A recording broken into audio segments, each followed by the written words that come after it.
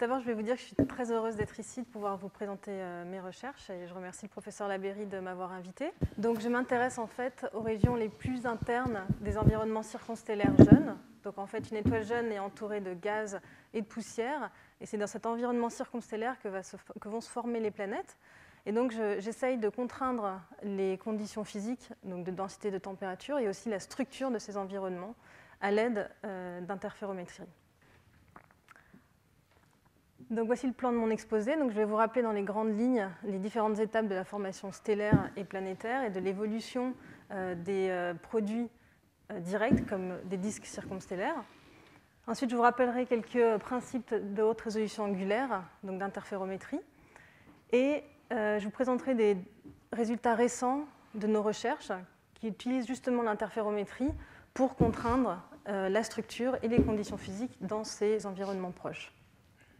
Enfin, je parlerai des perspectives de recherche qui sont intrinsèquement liées à l'avènement de nouveaux instruments imageurs. Donc, juste pour remettre en contexte les différentes unités qu'on utilise dans nos recherches, donc vous êtes tous familiers avec le système solaire dans lequel on vit, donc qui en fait a à peu près une taille de 10 puissance 10 km.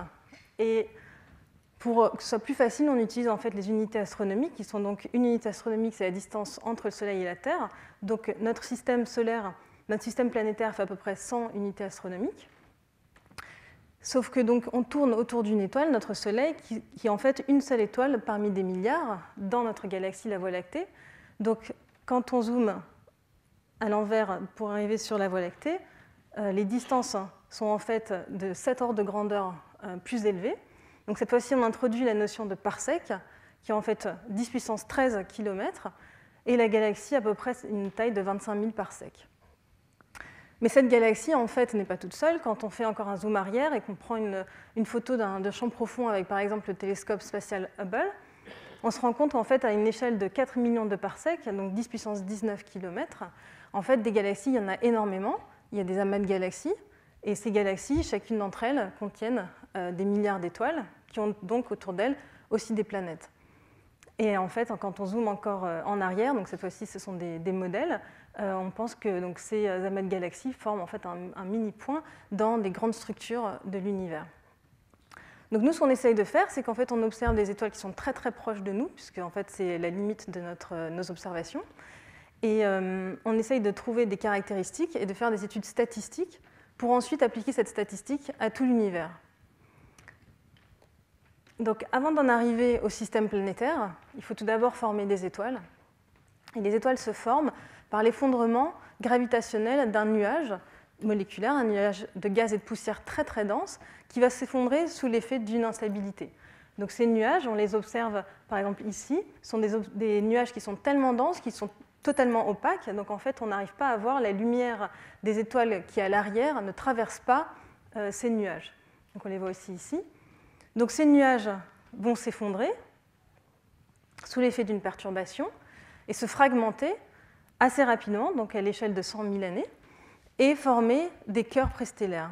Donc là, je vais vous montrer une simulation d'un nuage moléculaire qui est très dense, donc c'est-à-dire à peu près avec une masse de 50 masses solaires, relativement petit. Et on va voir en fait, donc ici, les différentes couleurs représentent la densité de la matière.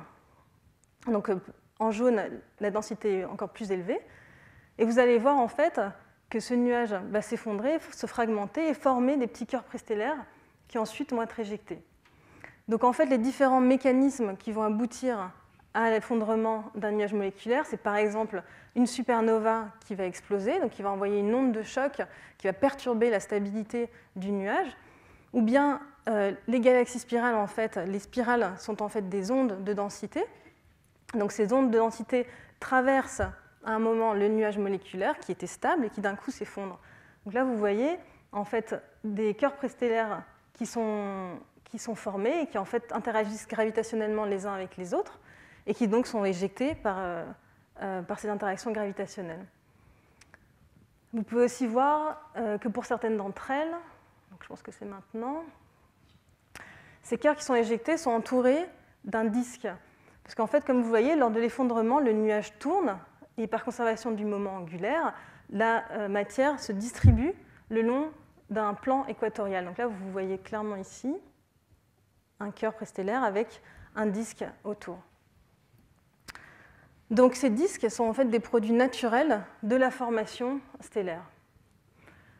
Donc une fois que les étoiles que le nuage moléculaire s'est effondré, qu'on a des étoiles jeunes, on se retrouve avec des pouponnières d'étoiles, donc comme ici Orion, donc des magnifiques images. Donc vous pouvez voir ici les 3 étoiles de la ceinture d'Orion qui ionisent très fortement le gaz autour. Donc ça donne ça c'est des couleurs composites. Donc vous avez ici la nébuleuse de la Flamme, ici la nébuleuse de la Tête de Cheval. Et donc dans ces régions-là, ce sont typiquement ces étoiles-là que nous on étudie. Donc, quand on zoome dans la constellation d'Orion, on peut trouver, donc comme je vous disais, ces disques autour des étoiles. Et en fait, ces disques donc, sont opaques dans le visible, n'émettent pas dans la lumière visible. Donc si on regarde dans des longueurs d'onde du visible, on va avoir accès à la lumière de l'étoile, et la lumière de fond va être absorbée, enfin ne traversera pas le disque. Donc ces disques sont des produits naturels de la formation, mais ils ne sont pas tout seuls en fait. Ils viennent aussi avec des jets, donc de l'éjection de matière qu'on observe à très très grande échelle. Donc ici, c'est une image en lumière diffusée. Donc en fait ici, vous avez le disque qui est vu par la tranche en fait comme ça. Et ce qu'on voit ici, de part et d'autre, c'est simplement la lumière de l'étoile qui est diffusée le long des bords du disque. Et là, vous voyez ces jets, en fait, donc c'est de l'émission, de l'éjection de gaz dense, et qu'on arrive à avoir jusqu'à plusieurs centaines de parsecs. Donc c'est des jets qui sont à très très grande échelle. Donc on peut les étudier en observant, par exemple, leur émission dans différentes raies d'hydrogène ou de fer. Et on peut étudier, d'une part, les conditions de densité, les conditions de température, mais aussi la vitesse de ces jets et quelle est la quantité de masse qui est éjectée de l'étoile. Donc on arrive à étudier ces jets à très grande échelle, mais on ne sait toujours pas, comme on n'arrive pas à avoir des images à l'intérieur de ces étoiles, on ne sait pas très bien quel est le mécanisme d'éjection et d'où exactement partent ces jets. Donc là, c'est une petite vidéo d'un jet qui a été observé à plusieurs époques, où vous voyez en fait la propagation de ces blobs de gaz. Donc, en fait, on a des disques, on a des jets, et en fait, on se demande quelle est la connexion entre les disques et les jets. Et en fait, elle se fait avec ce qu'on appelle l'accrétion. C'est-à-dire que l'étoile jeune doit accréter de la matière depuis le disque et depuis une enveloppe au moment de sa formation pour pouvoir grossir et acquérir sa masse. Et donc, en fait, on pense, donc pour l'instant, je vous montre que soit des vues d'artistes, soit des résultats de modèles, puisqu'on n'arrive pas encore à sonder à cette échelle, en fait, avec une image directe de ces régions. Donc, on pense que le gaz dans le disque est accrété dans le disque et ensuite le long des colonnes de champ magnétique sur l'étoile. Donc en fait, l'étoile a un champ magnétique très fort, donc Evelyne Alessian vous en parlera la semaine prochaine. Et donc en fait, certaines étoiles ont des champs magnétiques, soit parce que c'est résiduel du nuage primordial, ou bien parce qu'elles-mêmes sont convectives et donc créent un champ magnétique.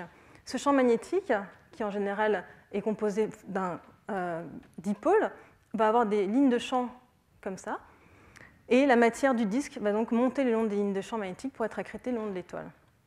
Et la connexion entre l'accrétion et l'éjection se fait dans les régions les plus internes du disque. Donc là, on a des échelles qui sont de l'ordre de 10 rayons stellaires, donc à l'intérieur de 0,1 unité astronomique, où en fait les températures sont extrêmement élevées. Et l'accrétion se fait donc le long des colonnes du champ magnétique stellaire, et l'éjection va se faire le long des lignes de champ magnétique du disque, qui est en fait un champ magnétique issu du nuage initial. Donc, quand on revoit la classification générale de la formation des étoiles jeunes, donc on part à 10 000 ans par l'effondrement du nuage moléculaire pour obtenir une étoile jeune très très enfouie dans une enveloppe de poussière et de gaz très très dense.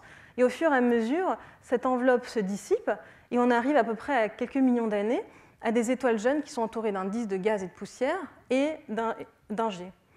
Et puis quand le système continue à évoluer, on se retrouve après plus de 10 millions d'années avec des systèmes qui ont perdu quasiment tout leur gaz et qui n'ont plus que les poussières résiduelles dues à la collision entre planétésimaux. Donc dans mes recherches, je m'intéresse à cet âge-là, en fait, à des étoiles qui sont à peu près âgées de quelques millions d'années et qui sont en fait au stade où les planètes se forment. Donc en fait, les disques, comment est-ce qu'on peut les étudier? Tout simplement en regardant quelle est leur émission. Donc on constitue ce qu'on appelle une densité spectrale d'énergie, où en fait on a le flux émis en fonction de la longueur d'onde. L'étoile qui est très très chaude va émettre naturellement dans l'UV et dans le visible. Donc en fait ici on a l'émission de l'étoile qui ressemble à un corps noir. Et ensuite, superposée à l'émission de l'étoile, on va avoir l'émission du disque. Donc les régions les plus internes du disque vont émettre à des longueurs d'onde de l'ordre du micron. Et plus on s'éloigne, plus on va être dans des régions qui sont froides et qui vont émettre à des longueurs d'onde plus longues. Donc on va jusqu'au millimétrique pour les régions les plus externes du disque. Donc cette émission-là, c'est ce qu'on appelle l'excès infrarouge. Donc c'est en excès l'émission infrarouge en excès par rapport à l'émission de l'étoile. Et c'est grâce à cet excès infrarouge, cette émission infrarouge, qu'on peut savoir s'il y a des disques ou non autour des étoiles jeunes. Et donc ici, je montre un diagramme qui montre la fréquence des disques dans différents amas en fonction de l'âge de l'amas. Donc ce qu'on peut voir, c'est qu'on prend chaque amas, on regarde le nombre d'étoiles qui ont un excès infrarouge, donc qui ont une présence de disques, et on voit que cette présence de disques, elle diminue fortement avec l'âge, et que vers 5-6 millions d'années, cette fréquence de disques arrive à zéro. C'est-à-dire qu'on pense que les disques ont une durée de vie de quelques millions d'années. Donc on part à la base avec un disque qui est donc riche en gaz, ici en bleu, avec des poussières, et qui est donc soumis à l'accrétion pour aller sur l'étoile, et aussi à l'irradiation de l'étoile, qui va donc évaporer le gaz et les poussières. Et au bout de quelques millions d'années, on obtient un système où il n'y a plus du tout de gaz. Donc quels sont les mécanismes qui vont faire évoluer ce disque et le dissiper en quelques millions d'années? Donc il y a tout d'abord l'accrétion, comme je viens de le dire, la photoévaporation, donc l'irradiation de l'étoile sur le disque, donc qui va brûler la matière du disque, les grains de poussière qui en fait vont coaguler et former des planétésimaux, et enfin la dissipation dynamique par un compagnon. Donc ça peut être une étoile, une autre étoile, donc des systèmes binaires, donc vous savez qu'il y en a énormément, et aussi une planète. Donc ça, c'est ce qui excite le plus la communauté en ce moment, c'est la détection de planètes dans les disques. Donc ici, je vous montre une simulation de hydrodynamique où en fait on part, je vais la remettre, en fait on part d'une planète qui est posée dans le disque, et cette planète interagit avec le disque, cette planète est suffisamment massive pour créer un sillon planétaire, c'est-à-dire vider le disque de son gaz sur une certaine échelle.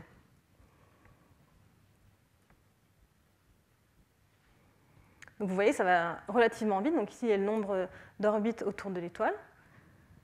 Et on évacue ainsi le disque des régions internes vers les régions externes. Et ça, on a aussi des preuves observationnelles. Donc évidemment, il y a d'autres possibilités. Mais on observe ici, donc c'est dans des longueurs d'onde du millimétrique, donc c'est des régions relativement éloignées de l'étoile, ce qu'on appelle des disques de transition. Donc c'est des disques qui semblent être à un état intermédiaire entre l'état riche en gaz et poussière et l'état final où il n'y a plus de gaz. Et vous pouvez voir dans certains d'entre eux, on voit très clairement la présence d'une cavité qui est résolue. Donc celui-ci, il est vu par la tranche. Et donc cela nous conforte dans l'idée qu'il y a des mécanismes qui vont vider le disque depuis l'intérieur. Et on est aussi conforté dans cette idée parce qu'on a pu détecter assez récemment des étoiles dans leur disque. Donc ici, je vous montre Beta Pictoris. Donc ça, c'est une image composée avec l'émission du disque ici et la planète ici.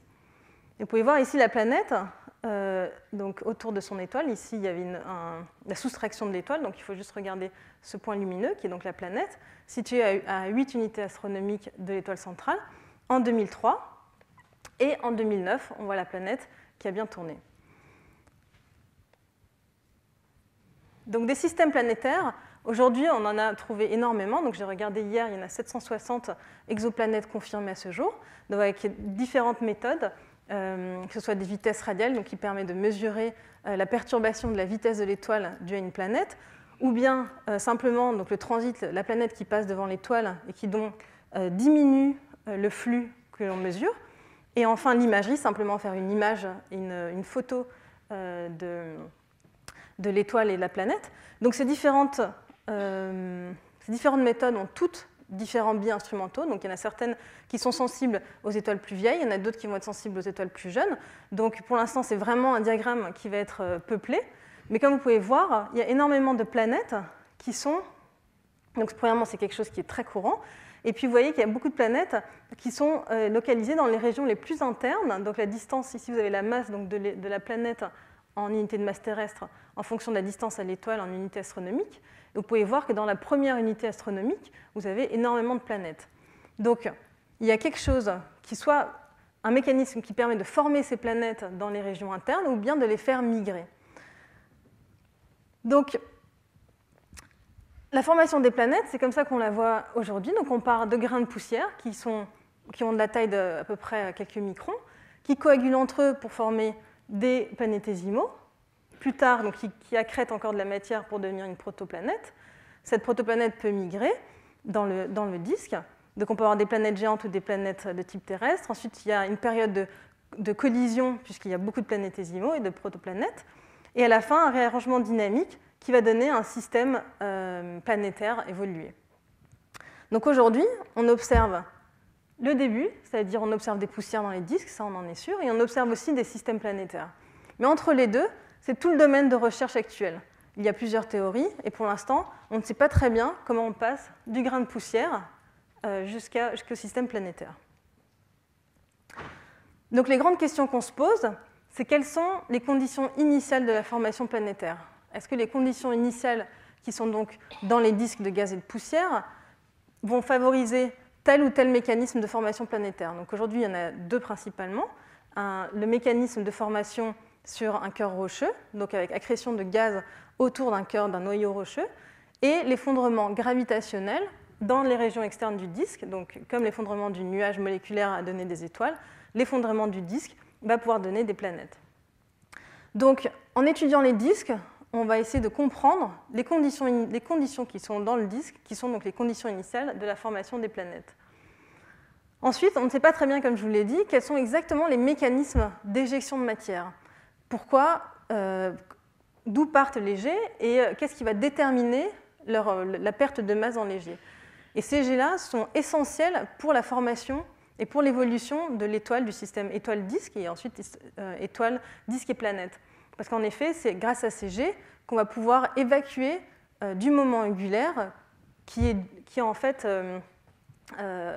récupéré au moment de l'effondrement initial du nuage moléculaire. Donc c'est vraiment un point qui est essentiel. Et en fait, la question qu'on se pose, c'est aussi ce qu'on observe, quelle est la dépendance de nos observations et de nos conclusions en fonction avec les propriétés stellaires. Si on a une étoile qui est peu massive, une étoile qui est très massive, donc qui va irradier plus, quelles sont les différences? Et en fait, la connexion entre donc, le disque, l'accrétion et l'éjection, comme je vous l'ai montré précédemment, a lieu dans les régions les plus internes. Donc, c'est des régions pour lesquelles on n'a pas la résolution suffisante avec un télescope de 8 à 10 mètres pour obtenir une image directe de ces régions. Donc en fait, on pense que ces régions, c'est pour ça que je vous montre un schéma, donc on pense que ces régions sont constituées de la manière suivante. Donc on a un disque de gaz et de poussière qui s'arrête au rayon où se subliment les poussières, c'est-à-dire que les poussières, à partir de 1500 degrés environ, vont brûler, se sublimer. Par contre, à l'intérieur de ce rayon, on peut avoir du gaz, parce que le gaz peut être ionisé, peut être très très chaud, qui est donc accrété vers l'étoile le long des colonnes du champ magnétique stellaire. Et associé à cette accrétion, je vous ai dit qu'il y a des jets, donc des vents, ici j'ai représenté des vents, donc de la perte de masse sous la forme de vents ou de jets. Et ces régions émettent principalement dans l'infrarouge, donc à peu près à une distance de 0,1 unité astronomique, la température va être à peu près de l'ordre de 2000 degrés, donc ça émet principalement dans des longueurs d'onde de l'ordre du micron, donc dans l'infrarouge proche, jusqu'à 1 unité astronomique, où la température un peu plus froide va permettre d'émettre à des longueurs d'onde un peu plus longues dans l'infrarouge moyen. Ici aussi, on peut sonder les différentes vitesses d'éjection et les différentes vitesses de rotation. Donc le disque tourne autour de l'étoile et donc on va pouvoir avoir accès à ces vitesses-là.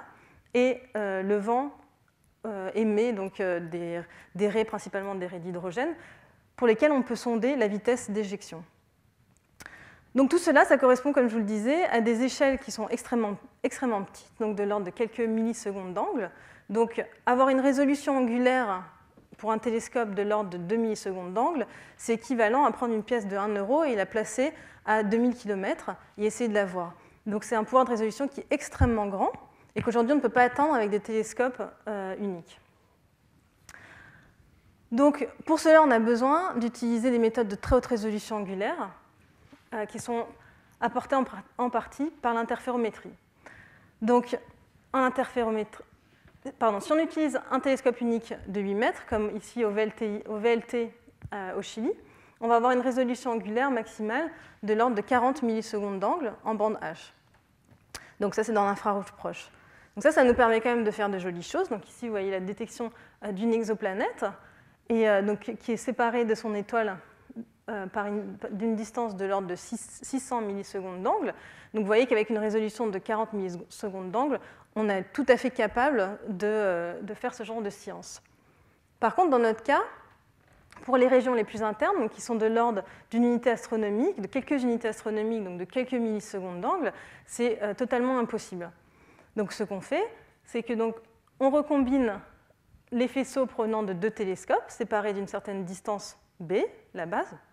Donc ici au VLTI, la base maximale est de 140 mètres, et on forme des franges d'interférence. Donc en faisant cela, c'est comme si on utilisait un télescope unique, qui est donc un diamètre de 140 mètres. On obtient une résolution angulaire de l'ordre de 1,5 millisecondes d'angle, qui donc est tout à fait honorable pour le genre de science que l'on veut faire. Donc, la différence entre un télescope classique et un interféromètre, c'est donc que nous, on ne fait pas d'image, mais on fait des franges d'interférence. Donc, si vous mettez deux étoiles de taille différente à travers un télescope de 8 mètres qui n'a pas la résolution pour résoudre la surface stellaire, les deux images que vous aurez seront totalement identiques. Alors qu'un interféromètre va vous permettre de distinguer les deux cas avec le contraste des franges d'interférence. Donc, un contraste élevé correspond à une étoile qui est relativement faible. Un contraste faible correspond à une étoile qui est relativement étendue. Donc le contraste des franges, qu'on appelle aussi visibilité, nous ramène à l'extension de notre émission. Donc le principe de base, on a une étoile qu'on observe avec deux télescopes séparés d'une distance b, on observe des franges d'interférence. Et si l'étoile a bougé dans le ciel, les franges d'interférence que l'on voit sur notre détecteur ont aussi bougé. Donc en mesurant la position de ces franges d'interférence, on peut remonter à la position de l'étoile. Donc en gros, cette mesure de position, c'est ce qu'on appelle la phase, et ça nous permet d'avoir accès au photocentre de l'émission dans le ciel. Donc là, je vous ai donné un cas avec deux étoiles, mais on peut faire ça avec des objets beaucoup plus complexes. Donc d'une part, le contraste des franges, la visibilité et la phase nous donnent accès à la visibilité, une quantité qui est complexe et qui est directement reliée à la distribution de brillance de l'objet par une transformée de Fourier. Et ceci a ce qu'on appelle une fréquence spatiale donnée, donc qui est égale à la base, la séparation entre les deux télescopes et la longueur d'onde d'observation. Donc en faisant une mesure interférométrique avec deux télescopes, on a une mesure de V et de Φ avec cette base et cette longueur d'onde donnée. Donc c'est une information qui est extrêmement partielle. En fait, on ne va avoir qu'une seule information sur la distribution de brillance de l'objet, donc un seul point. Si on veut avoir une information beaucoup plus générale sur l'objet, on a besoin d'avoir énormément d'observations, donc énormément de B sur lambda, donc de différentes positions de télescope. Et pour arranger les choses, la phase, donc, qui était quand même une information quand même cruciale, à savoir de la distribution de la brillance, est brouillée par l'atmosphère, donc on la perd. Et donc à la fin, on est obligé d'utiliser une quantité qui est indépendante de l'atmosphère, qu'on appelle la clôture de phase, donc qui est une quantité un peu complexe, où en fait on somme les phases le long de trois bases que l'on combine, Et cette information, c'est une information d'asymétrie. Donc on n'a plus accès à la position exacte du photocentre dans le ciel, mais on a accès en fait à un niveau d'asymétrie. Donc par exemple, si vous prenez une étoile binaire, enfin une binaire avec deux étoiles qui ont un rapport de flux qui n'ont pas le même flux, vous pouvez voir que le photocentre ici, il va plutôt se décaler vers l'étoile brillante, il ne sera pas au centre du système. Et donc on sait que la clôture de phase dans ce cas-là, elle va être non nulle. Donc c'est une information complexe qu'il faut en général interpréter. Ensuite, comme je vous l'ai dit, quand vous avez du gaz, vous pouvez avoir des raies d'émission et des raies d'absorption. Et intrinsèquement, ces raies elles sont relativement étroites. Mais ensuite, elles peuvent être élargies par plusieurs phénomènes, donc par exemple la rotation ou simplement l'éjection de matière, qui va faire que cet atome d'hydrogène va être transporté à des vitesses supérieures à 0.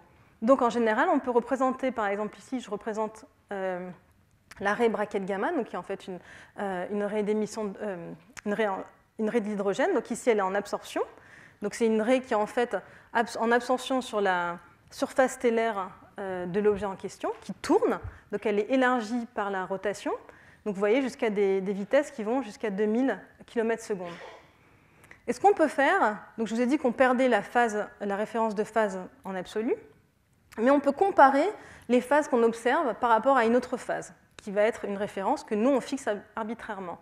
Donc disons que là, je fixe ma phase ici, donc à moins 3000 km/s, je la fixe à 0. Je peux regarder quelle va être la différence de phase sur les autres longueurs d'onde à l'intérieur de ma raie. Et en fait, c'est très très puissant parce que ça me permet de voir que le photocentre, peu importe où est-ce qu'il se situe véritablement, mais en tout cas, il se décale à travers la raie. Donc d'un canal spectral à un autre, le photocentre a changé de position. Et ça, on peut le ramener en fait à des mouvements directement de l'objet. Donc par exemple, si vous avez un disque qui va tourner, vous allez avoir ce mouvement-là avec cette vitesse-là, l'atome d'hydrogène ici qui se rapproche de vous et cet atome d'hydrogène qui s'éloigne de vous. Et donc vous allez pouvoir modéliser cette rotation, par exemple par une loi de rotation classique, comme une loi de rotation keplérienne. Donc au VLTI, on a 4 gros télescopes de 8 mètres, mais qui sont fixes. Donc on a beaucoup de sensibilité, mais par contre ils sont fixes. Donc on a des bases, 6 bases fixes entre 47 et 130 mètres. Et on a 4 petits télescopes, par contre, de 1,8 mètre, que l'on peut bouger sur 30 positions, et ça, c'est extrêmement puissant. Et aujourd'hui, il y a 3 instruments principaux. Donc, une fois qu'on a récupéré les 2 faisceaux de lumière des 2 télescopes, ou plus, il faut ensuite un instrument pour pouvoir faire les franges d'interférence. Donc, MIDI travaille dans l'infrarouge moyen à 10 microns. Donc, dans notre cas, ça va sonder des distances de l'ordre d'une dizaine d'unités, enfin 5 à 10 unités astronomiques dans les disques. Amber, donc, il va travailler dans les bandes de l'infrarouge proche, avec recombiner 3 télescopes. Donc, ça nous permet d'avoir simultanément plus d'informations, parce que plus de mesures que dans le cas de MIDI. Et enfin, un instrument qui est 100% français, qui a été construit à Grenoble, Pioneer, donc qui combine 4 télescopes. Donc c'est le premier instrument au VLTI qui permet de recombiner 4 faisceaux en même temps. Donc c'est vraiment une énorme avancée technologique et en termes scientifiques, et qui fonctionne dans la bande H, donc dans l'infrarouge proche.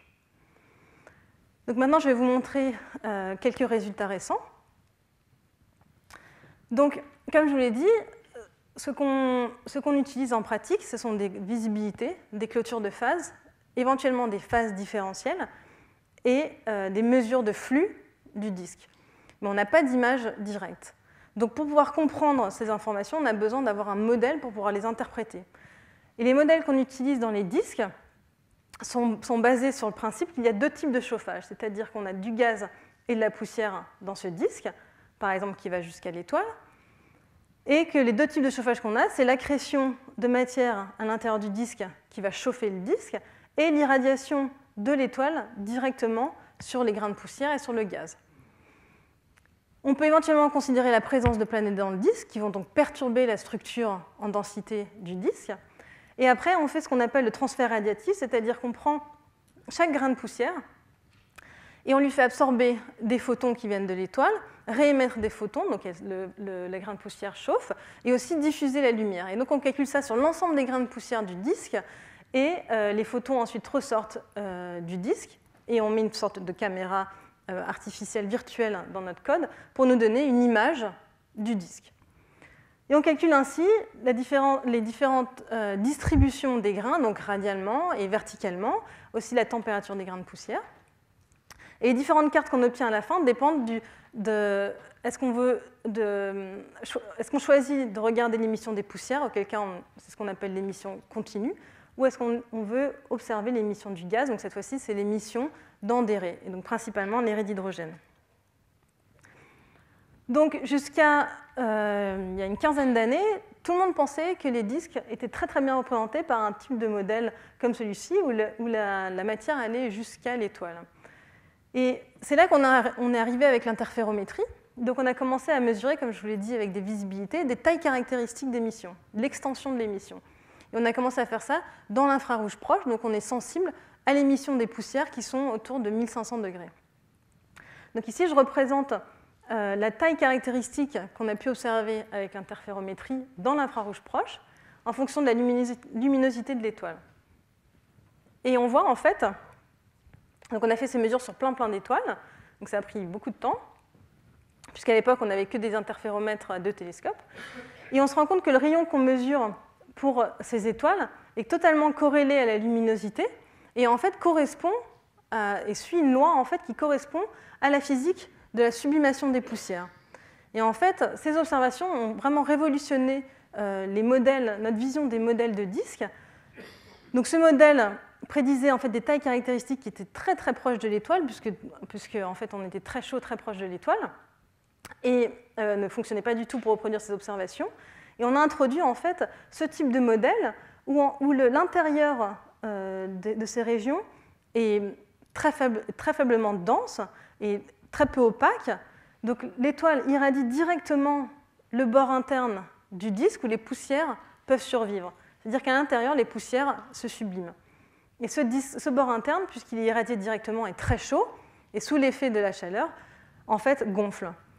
Et ici, je représente une vue d'artiste où, en fait, on voit l'étoile avec un petit peu de matière de gaz à l'intérieur, et en fait, cet énorme bord interne du disque qui est gonflé donc sous l'effet de l'irradiation directe de l'étoile. Et dans l'infrarouge proche, on est dominé par cette émission, donc on s'attend à voir un anneau à cette position-là. Donc ce qu'on fait typiquement, c'est qu'on prend en fait des mesures de photométrie sur un disque qu'on essaye de modéliser avec différents modèles. Donc ici, je prends le cas des disques de transition dont je vous ai parlé en introduction. Donc ces disques où on pense qu'une planète est en train d'interagir avec le disque et est en train de créer un sillon planétaire. Donc on part d'un modèle qui ressemble à ceci, donc avec un disque interne, donc une étoile, un disque interne, et puis ensuite un sillon planétaire créé par la planète, et un disque externe. Et donc on fait tout d'abord des simulations hydrodynamiques. Donc on prend uniquement le gaz, on met une planète dedans, comme je vous ai montré pour la petite vidéo, et cette planète en fait crée un déficit de matière, donc au niveau de sa position, donc ici dans le gaz, et ça nous donne en fait la structure du gaz. Et par-dessus, on va rajouter des poussières, et on va calculer donc le transfert radiatif, l'absorption, l'émission des poussières. Et on veut reproduire donc la densité spectrale d'énergie dont je vous ai parlé tout à l'heure, qui est donc le flux en fonction de la longueur d'onde. Et comme vous pouvez le voir ici, il y a en fait un déficit d'émission qui est en fait relié à ces déficits de matière. Donc ce petit trou ici est la signature de ce disque qui est en transition. Donc si on faisait une image de ça, on verrait un trou au milieu. Et en fait ici, vous avez la contribution de l'étoile, donc dans l'UV visible, et dans l'infrarouge, comme je vous ai dit, la contribution du disque. Donc avec notre modèle, on est capable de reproduire l'émission du disque externe, donc ici, cette courbe ici violette, et ici la courbe rouge pointillée, et en fait l'émission des régions les plus internes. Donc on arrive à calculer des cartes. Donc ici je montre par exemple les cartes qu'on obtient avec le transfert radiatif. Donc on voit le disque interne, ensuite le sillon planétaire et l'émission du disque externe. Et on se rend compte, en fait, en appliquant ces méthodes sur un grand nombre de sources, que ces sources de transition, ces disques de transition, ont en fait des disques internes qui sont très très ténus. Donc très très peu de masse, de l'ordre de 10, moins 10 masse solaire, donc très peu de masse. Et on se rend compte aussi que ces disques sont souvent non complanaires avec le disque externe. Donc en fait, on a des sortes de disques internes qui ne sont pas alignés. Donc ce disque interne doit aussi être réapprovisionné, c'est-à-dire que même si on a une planète à l'intérieur, il faut quand même qu'il y ait des grains de poussière qui traversent les sillons planétaires pour arriver dans le disque interne. Pourquoi? Parce que l'étoile est encore en train d'accréter de la matière. Donc si on prend la matière qui est dans le disque interne et qu'on regarde quel est le taux d'accrétion par an, on se rend compte qu'en fait la matière du disque interne devrait disparaître en 10 ans. Donc c'est pas possible. C'est pas possible parce que ça voudrait dire qu'on observe juste au moment où il y a encore de la matière, et ça, c'est statistiquement impossible. Donc, on observe aussi des preuves qu'il y a de la sédimentation des grains, donc c'est-à-dire que les grains commencent à se sédimenter vers le plan médian du disque et commencent à grossir, et ça, c'est des indications d'évolution. Donc, ce n'est pas vraiment étonnant parce qu'en fait, ces disques-là sont des disques qui sont extrêmement perturbés. Donc, en l'occurrence, ici, vous voyez une image en lumière diffusée, donc à des échelles qui sont beaucoup plus grandes pour le coup, c'est le disque externe, et on voit des bras spiraux qui sont en fait probablement le résultat d'une interaction avec une planète ou avec un compagnon. Ceci dit, tout ce que je vous dis jusqu'à maintenant est fortement dépendant du modèle. Donc toutes les conclusions peuvent être complètement fausses si mon modèle à la base est complètement faux. Et donc, ce qu'on veut faire à terme, c'est de la reconstruction d'images. Donc j'ai vu que vous avez eu des séminaires précédemment d'imagerie, donc vous devez probablement connaître le principe. Si on prend un disque qu'on voit ici à des distances de quelques centaines d'unités astronomiques, donc très lointaines, donc un disque observé par le Hubble Space Telescope, et qu'on zoome, on veut savoir, à l'échelle de la taille de l'orbite de la Terre, comment se distribue la matière. Et on veut le savoir indépendamment des modèles. On ne veut pas être biaisé par les hypothèses de nos modèles. Et donc pour cela, on repart sur ce théorème. On a besoin d'inverser, donc on a toutes ces mesures-là, on a besoin d'inverser cette relation, cette transformée de Fourier, pour obtenir l'image de l'objet. Et donc, il faut pour cela avoir, premièrement, énormément de mesures, et deuxièmement, d'avoir un algorithme de reconstruction d'image qui va en fait deviner et proposer des solutions pour toutes les mesures que je n'ai pas. C'est-à-dire que je vais avoir une grande quantité de mesures, mais il y en a plein d'autres que je n'aurai pas, et donc il va me proposer une solution.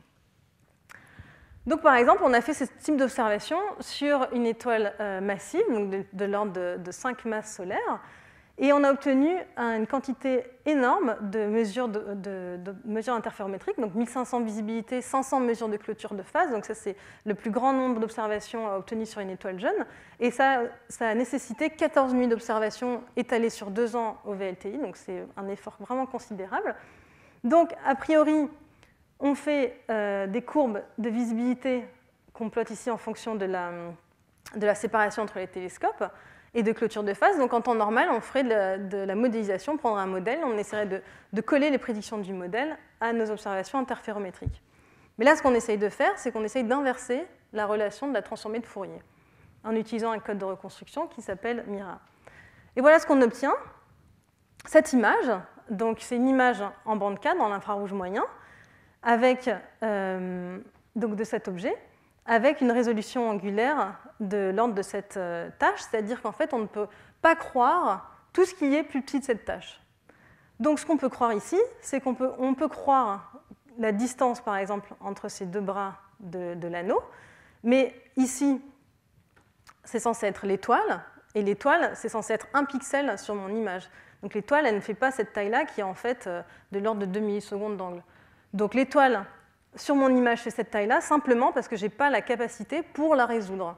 Par contre, je résous bien cette structure-là, qui est en fait l'émission du bord interne du disque au niveau de la sublimation des poussières.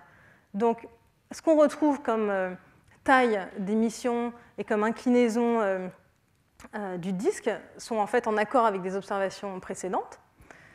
Mais sur cette image qui est une vue d'artiste, on a coupé ici le disque pour pouvoir voir à l'intérieur, mais en pratique, évidemment, le disque est rempli. Donc on se demande pourquoi est-ce qu'on a ce manque d'émission ici. Et comme on est encore vraiment dans les tout premiers pas de cette technique, on est obligé de tester l'algorithme. Donc qu'est-ce qu'on fait? On prend un modèle qui est notre meilleur modèle, donc on revient en arrière, on prend le meilleur modèle qui va bien reproduire les observations interférométriques, et on va utiliser, donc c'est ce modèle-là, qui est en fait donc un disque avec ici le rayon où se subliment les poussières, une étoile et du gaz à l'intérieur, donc qui ne ressemble pas du tout à mon image finale. On fait la transformée de Fourier, on rajoute du bruit, on fait exactement comme si c'était des observations de cet objet. Donc on a des données simulées, qui sont très bruitées, et à partir de ces données, on essaye de reconstruire une image. Donc c'est une image d'un modèle, certes, mais avec beaucoup de bruit, et dans les mêmes conditions que les observations. Et on compare cette image du modèle à l'image qu'on a obtenue directement à partir des vraies données.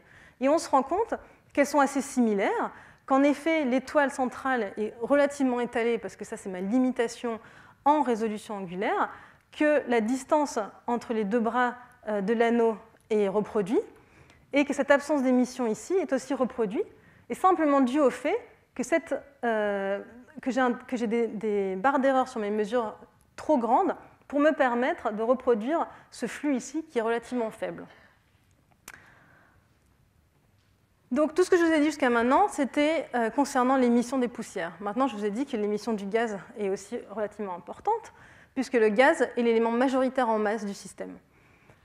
Donc précédemment, sur les étoiles jeunes, on a toujours estimé des taux d'accrétion, comme je vous ai dit qu'on ne pouvait pas directement imager ces régions, on a toujours estimé les taux d'accrétion en se disant que l'hydrogène émettait ces raies dans les colonnes d'accrétion magnétosphérique. Donc c'est une hypothèse très forte, mais elle semble être soutenue parce que si on mesure de manière indépendante le taux d'accrétion et qu'on le représente ici en fonction de l'intensité de la raie d'hydrogène dans braquette gamma, on se rend compte qu'il y a une corrélation, bon, avec une dispersion relativement large, mais il y a quand même une corrélation.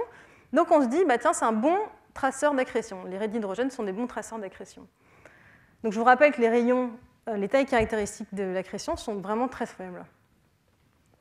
Et nous, ce qu'on fait, en fait, c'est qu'avec l'instrument Amber, on a, en plus de l'interférométrie, la capacité de faire de l'interférométrie dans les raies, c'est-à-dire avec une dispersion spectrale. On a un spectrographe en plus de l'interféromètre.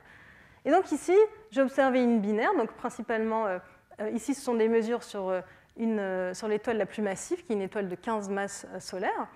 Et je représente ici, donc en fonction de la vitesse, donc de la longueur d'onde, le spectre de la raie braquette gamma. Donc vous voyez la raie en émission. Ici, je représente les visibilités. Donc vous voyez que les visibilités changent à l'intérieur de la raie. Donc ça me dit que l'émission de la raie, elle est plus compacte que l'émission des poussières qui est responsable de ces mesures-là. Et comme je vous disais tout à l'heure, les phases différentielles me permettent de voir un déplacement du photocentre à travers la raie. Donc c'est-à-dire que l'émission est forcément en mouvement. À partir des visibilités, on a des tailles caractéristiques, et j'estime une taille caractéristique de l'ordre de 3 unités astronomiques pour la raie de l'hydrogène, qui est donc beaucoup plus grande que ce qu'on attend pour l'accrétion. Mais ce qu'on arrive à faire de plus joli, c'est en reprenant toutes les phases différentielles, donc cette fois-ci on en a 6, qu'on a obtenues le long d'orientations différentes dans le ciel. Donc on a le photocentre qui va changer à travers la raie le long de plusieurs orientations. Et on arrive à reconstruire ce qu'on appelle un déplacement astrométrique, c'est-à-dire qu'on regarde dans le ciel, on combine l'ensemble de ces observations pour regarder les déplacements de la raie de l'hydrogène dans le ciel. Donc ici, je représente le nord, et ici l'axe est-ouest, et on voit en fait qu'on a un déplacement, donc les points de mesure, en bleu sont des longueurs d'onde correspondant à l'émission d'atomes d'hydrogène qui arrive vers nous, et en rouge, l'atome d'hydrogène qui s'éloigne de nous. Et on peut voir qu'en fait, on a des déplacements qui croissent en fonction de la vitesse, alignés, plus ou moins, le long de cet axe. Donc on se dit maintenant, qu'est-ce que c'est? On a besoin d'interpréter ça avec des modèles. Donc en fait, on arrive à atteindre une résolution angulaire de l'ordre de quelques microsecondes d'angle. Donc en fait, ça correspond ici à des échelles de l'ordre de 0,02 unités astronomiques. Et on se demande tout d'abord, est-ce que c'est en accord avec l'accrétion de matière, puisque c'était ça notre paradigme de base. Non, ce n'est pas en accord, parce qu'en fait, on obtient des déplacements qui augmentent avec la vitesse. Or, quand vous avez de l'accrétion, la vitesse va être de plus en plus importante à mesure que le gaz va s'écraser sur l'étoile. Donc, si vous observez ça de loin, les déplacements devraient diminuer avec les vitesses les plus élevées. Or, on observe le contraire. Est-ce que ça peut être le disque qui tourne?